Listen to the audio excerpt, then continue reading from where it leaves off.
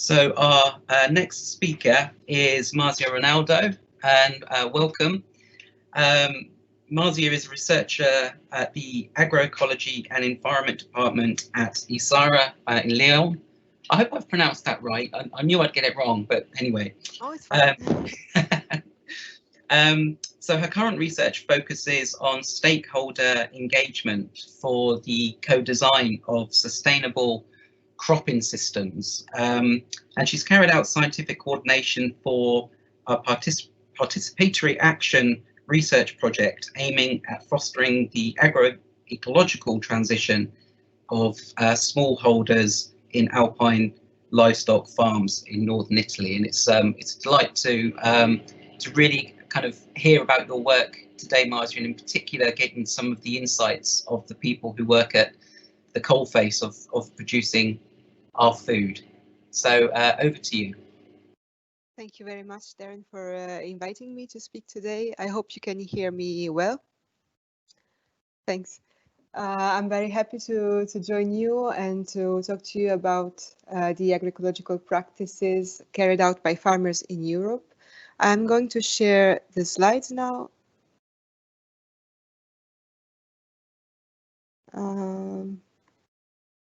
I hope you can see the screen.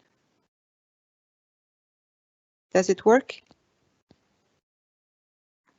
I've just made it live. I don't think we can see you, but we can see your slides. Okay. Okay, well, so I will now talk a bit more in detail about the socio-ecological system. I will go very much into agriculture, and my speech is quite specific compared to the previous one. However, I think that the agroecological approach that I will very briefly describe could be a very nice solution, because we think in terms, we apply system thinking in agroecology, and could be inspiring, I think, for many of us. First of all, I would like to thank my colleagues before going through the presentation, Alexander Wiesel and James Williams, who coordinated this study that I'm presenting. So let's talk about agroecology first. Agroecology is not just putting together ecology and agronomy for the provision of services like food production, but it's much more than that. Agroecology is a transdisciplinary, participatory, and action-oriented approach. It encompasses a series of different topics: ecology, agronomy, of course, but also food science, nutrition, economy, sociology, and other social sciences. Agroecology can be seen as a science, of course, but it's also a movement, which includes peasant movements for rights to access to food and to land, for example, and it's also can be also seen as a set of practices. So today I'm going to focus on the agroecological practices, and for this study we extended the concept to environmentally friendly practices in general, especially because farmers are not very familiar with the concept of agroecology and agroecological practices, and we wanted to broaden a bit the set of practices that we inquired. So to give you an example of the practices that we are talking about, I am reporting here the classification made by Wiesel and colleagues of the agroecological practices that are widely recognized in the literature. On the left, you see examples of those practices classified according to the integration in today's agriculture and the potential for future application in the field. All those practices can be classified following the level of change that is needed in the system to be able to apply those practices. So, for example, these practices can be classified into efficiency increase, substitution, and redesign. Efficiency increase means that we are going to use the inputs in a more efficient way, of course. So by, for example, using split fertilization or drip irrigation to save water and to save fertilizers. So we are more efficient in using those inputs. With substitutions, we want to substitute chemical inputs or external inputs with more environmentally friendly ones, or with ecological mechanism. not to rely on chemical inputs. For example, with biological pest control instead of chemical pesticides. Another example could be, for example, the use of organic fertilization instead of chemical fertilizers. And then we have the redesign type of practices. This is the higher level of complexity, which means that a farmer needs to rethink the whole system to be able to apply successfully the agroecological practice. This is the case, for example, of a change in crop rotation. So if the farmer wants to include different crops to diversify the production, he needs to rethink and to restructure the farming system accordingly. If he wants to adopt agroforestry, it's the same, or if he wants to switch to no-till or reduced tillage instead of conventional tillage. A few words on the project that I'm working in. This project is called EcoStack, and the aim of this project is to study the ecosystem service providers, which are organisms able to provide ecosystem services for pest and disease management, but also to increase pollination in the farms. The overall objective is to find synergies between among these ecosystem service providers in order to foster the provision of ecosystem services, to stack them in order to increase the provision of ecosystem services. So as pretty much every research project at the European level or at the international level, or even at local level, on one side you have the scientists, on the other side you have the practitioners. And in this case, the scientists are working to develop knowledge on the interaction between organisms at different trophic levels, so the microbiome, the plants, the herbivores, and also the beneficial insects involved in this in the system. And then also we want to quantify the benefits, to assess the benefits that biodiversity provides farmers at species, field, and landscape level. And then ultimately, we would like that all the innovation, all the knowledge developed by scientists would be one day adopted by the practitioners, by the farmers. But this is not always the case. This is not always easy. And in EcoStack, we decided to involve from the beginning the stakeholders and the various actors in the research. So from the beginning of the project, we identified actor groups and farm networks, and we engage with them mainly for the direct involvement in research. For example, some farmers are hosting in their fields some research trials. We also try to exchange and create together knowledge by meeting directly with farmers and other stakeholders, or by organizing meeting and workshops. And ultimately, we would like to design together the agroecological practices, putting together the knowledge gathered by scientists and the actual knowledge of farmers in order to foster the real application, the real adoption of more sustainable practices. The actor groups are composed by different actors. We have farmers, of course, but we have also advisors, members of the agribusiness, policymakers, and of course the scientists. Those groups work at local, national, but also international level, and they cover a diversity of farming systems, from arable to horticultural to permanent cropping systems. What we did in the study was to, first of all, assess the level of adoption of practices that are sustainable, that are considered environmentally friendly by European farmers.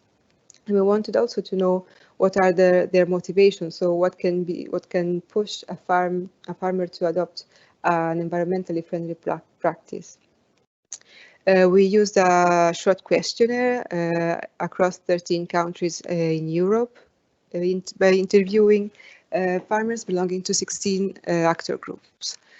We involved conventional and organic farmers, and for this talk I would focus on the differences that can exist between the type of practices and motivations adopted by organic farmers on one hand and conventional farmers on the other. So we had 60% of conventional farmers. For concerning the farming system, we have mixed crop livestock, especially for organic farmers, field crops, horticulture, and permanent crops. We asked as a question to the farmers, do you carry out an environmentally friendly farming practices, particularly ones that favor plant or animal biodiversity on your farm? This was an unprompted question, so farmers were free to answer whatever practice came to their mind, which was for them beneficial for biodiversity or for the environment. So yeah, we did not restrict the field only to those agroecological practices that are well known in literature. We broadened the scope of the research, at least for this first question. 86% of the farmers responded positively, and the ones who responded negatively were conventional farmers. We were surprised by the amount of practices that are already put in place by the farmers. We always think that they do not do enough, but actually they do many things. On the left, you see a word cloud, and it's already a digest of all the practices that were mentioned. You see that the size of the font is proportional to the frequency of the mentions by the farmers.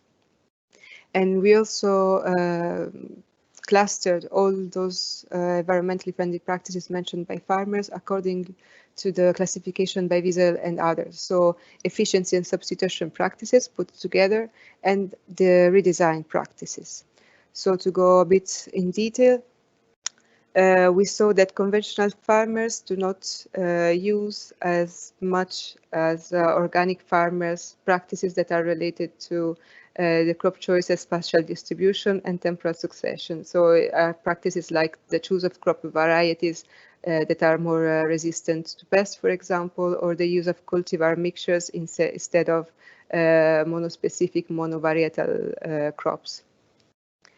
In the case of fertilization, the most highly mentioned practice was the use of organic fertilizers. This was the case especially for organic farms because they have mixed livestock and crop systems. So the manure that is produced by the livestock is used in the farm with the crops for crop fertilization.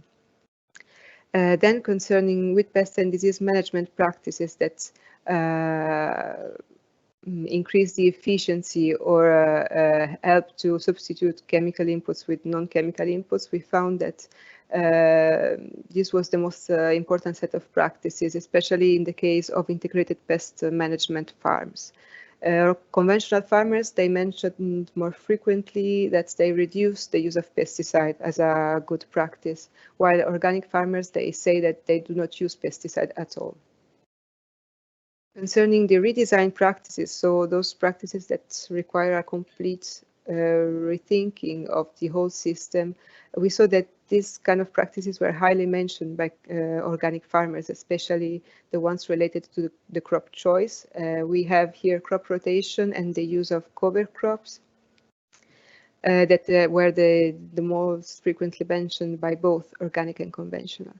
We were surprised that conventional farmers mentioned more frequently than organics practices related to management of landscape elements, for example, the management of field margins, the presence of grass strips or flower strips. Concerning tillage, we saw that 50% of the interviewed farmers do use no-till. And the most frequently mentioned practice for this cluster was the reduced tillage, which was the most popular for organic farmers. And then mechanical weeding was the practice mostly mentioned to control weed pests and diseases, which implies a rethinking, a redesign of the farming system. Then we come to the motivations. Here as well, we had a huge variety of different motivations to adopt environmentally friendly practices by farmers, and we had again to cluster them to be able to interpret the data, and we used the framework provided by Farmer Bowers and Lane.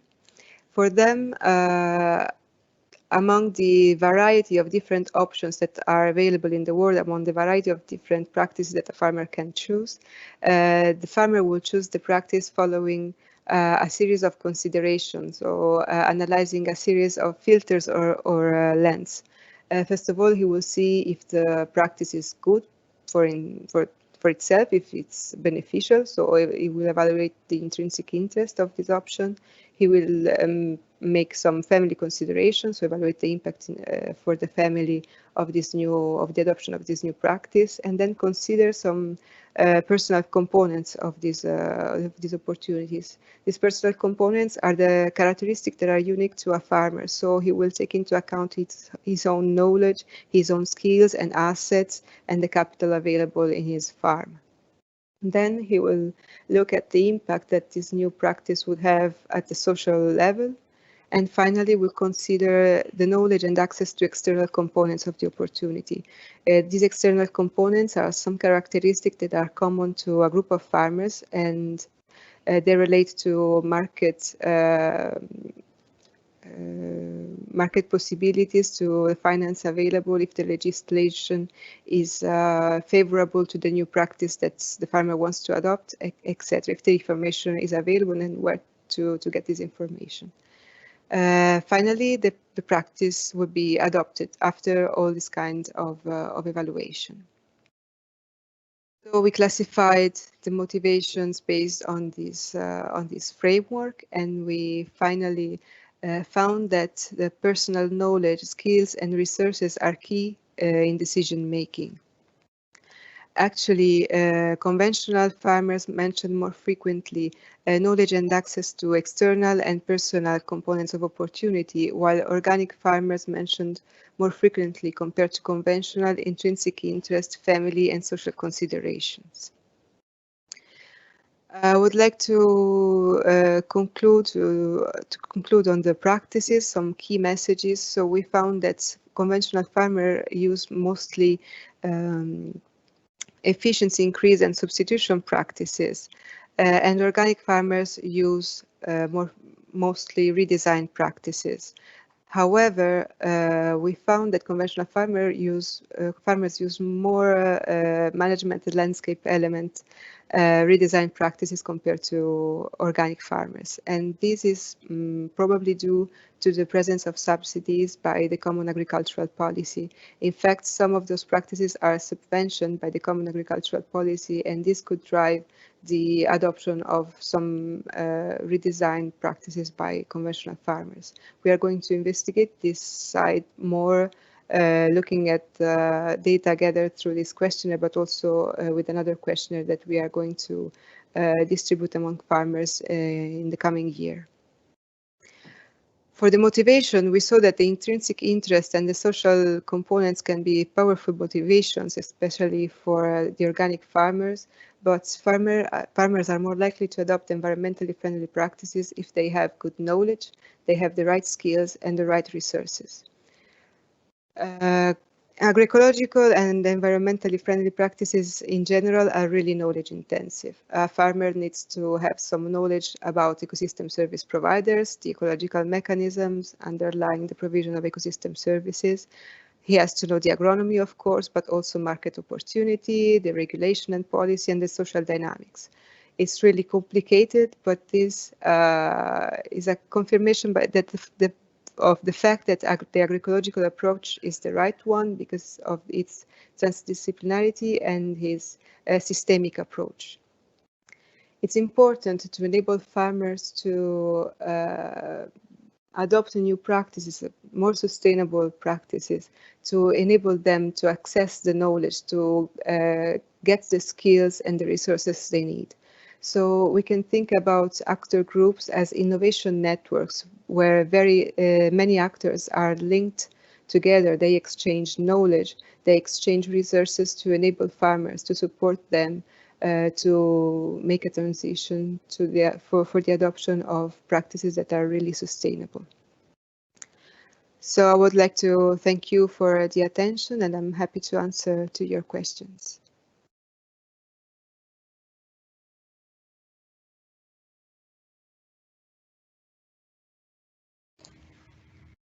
That's great, thanks, Marzia. I think there were some really interesting parallels there with the some of the other talks we've had this morning, in particular about differences between conventional farming and organic farming, and some of these degenerative and degenerative and regenerative processes. And I think there were some clear indications there that potentially some of the more regenerative processes were occurring on organic farms, and some of the sort of damage limitation maybe occurring on conventional farms. But I mean, that's more just a comment, but I thought that was really interesting, and particularly that actually the knowledge of the farmers had a particularly important role in the decisions they were making. I just wonder, obviously there's perceptions of the sort of efficiency of different techniques that are being used. Just wonder how they might feed into that knowledge, in terms of how the farmers perceive the benefits from different management techniques in terms of the yields of the crops they're interested in. Well, actually, the understanding of the farmers of the beneficial effects of practices on biodiversity and on the environment, it's unclear, because actually the farmers that responded negatively to the question, the 14% of farmers, they say, no, I do not apply any of these environmentally friendly practices. When we asked directly for specific agroecological practices, they then responded, oh yes, I do that. So they actually carry out some practices that have a positive effect on the environment, but they do not know it. They do not know if the effect is positive or if it's beneficial for biodiversity. When we performed some workshops with them, the main request from them to the scientists was, we need to know about biodiversity. We need to know which insects, for example, are beneficial, if what we are doing is beneficial or not, because they do not really know. They really lack the knowledge and the importance of this network of scientists, advisors, because the advisors talk directly every day with farmers.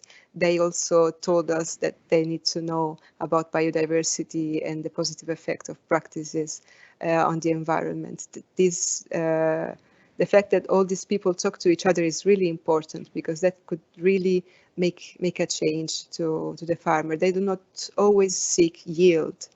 One of the most important things for many farmers was the I don't know how to translate it in English, but the fact that the farm could go on from generation to generation, because now it's not economically sustainable anymore. So they don't really care about yield, they really care about the sustainability of the farm. So it's really important, this exchange of information, just talking with all the people involved to understand their own point of view, and to design the innovations that we think are sustainable according to the different needs of the people. It's not just yield for the farmers.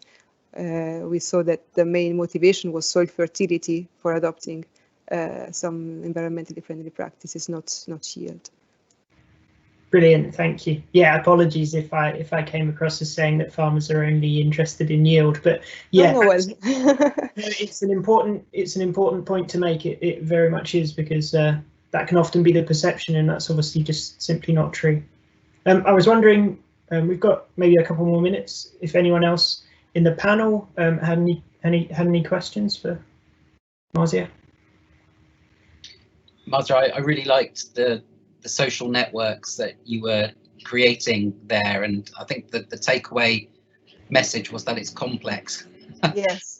Which is probably going to sum up the day for us. But I was very interested in the motivations side of your work as well, and you say you focused on the importance of soil fertility, and the importance of that for future family generations.